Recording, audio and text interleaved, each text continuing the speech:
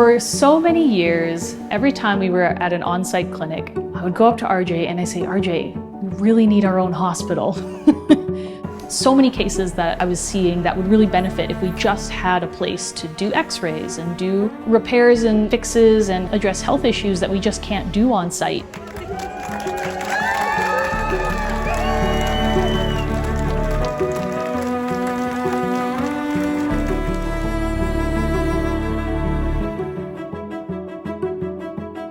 Welcome to the Task Force Animal Hospital. We're very excited for it to finally be open. So this is our reception area. So this is where our clients are going to bring their animals in, get checked in for their appointment. Our exam rooms are your standard exam room, but they're a little bit larger so that it allows for, an entire family to come.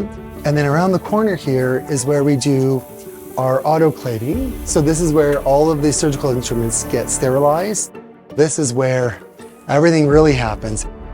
On this side, we have a pharmacy, which allows us to do our own in-house blood work and urine. We do go through a lot of meds because we do see, unfortunately, a lot of sick animals. So we do go through a fair amount. Back here is where we do our dentals. So we have the ability to do 2 dentals at once.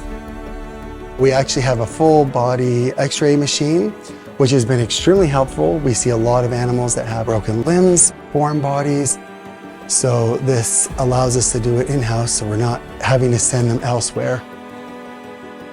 We have 2 double surgery rooms. We'll be able to run 4 surgeries at a time. So it has 2 surgery tables. It's a bigger space with lots of windows, so it could allow for some teaching opportunities if we have like 4th-year students that want to come in.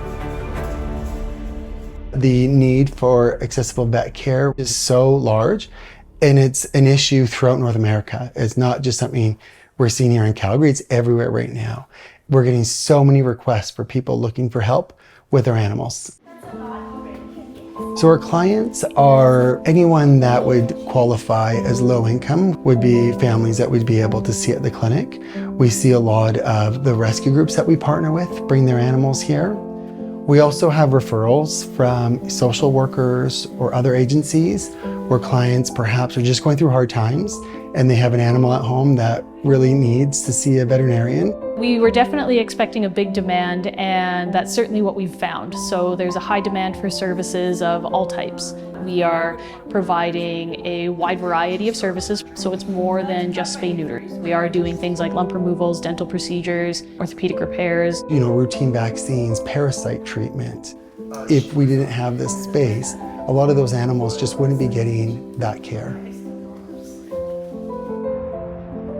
Working with a veterinary clinic that understands the unique needs of animal shelters has been super rewarding. We are bringing in a high number of cats.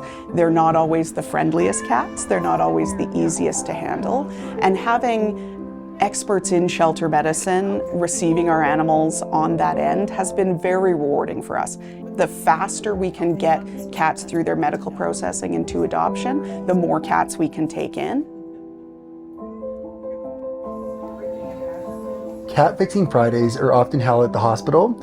We bring in cats that are free roaming that live in various communities throughout the province to help manage the populations. So we spay neuter them, we vaccinate them, treat them for parasites, we give them permanent ID, and then we return them to their trusted caregivers.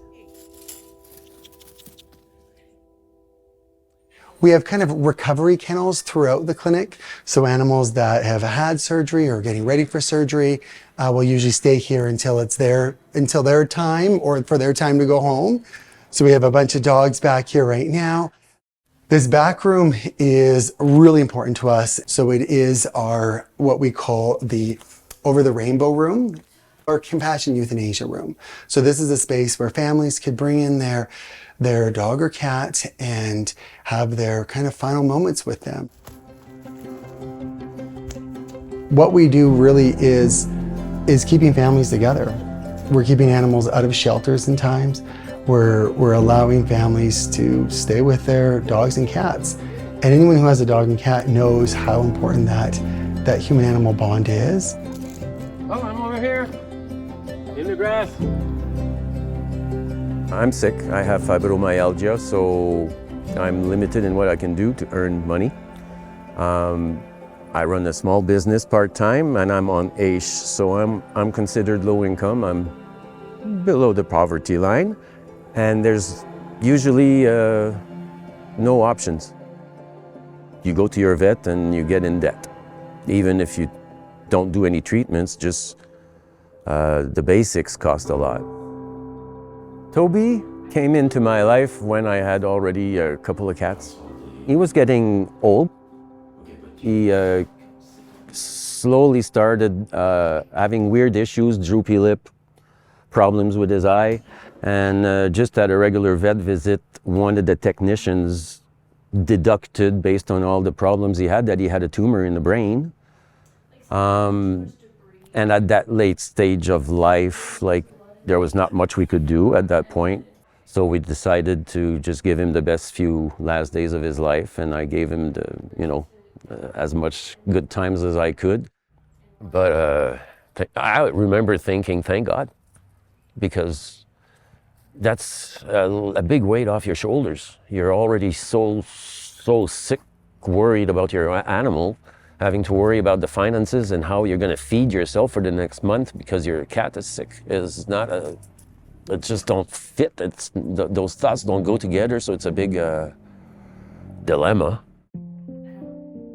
It's hard to accept that you can't help your pet. So having an option like that, to me anyways, is priceless. That's a big thing you guys did. Not just for me and Toby, but for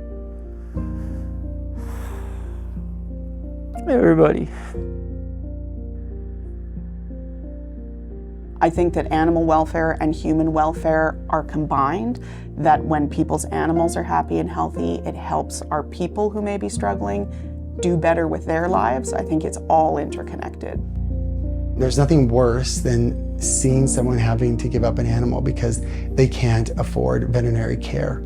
So being able to have a clinic like this really is groundbreaking in that we are keeping families together.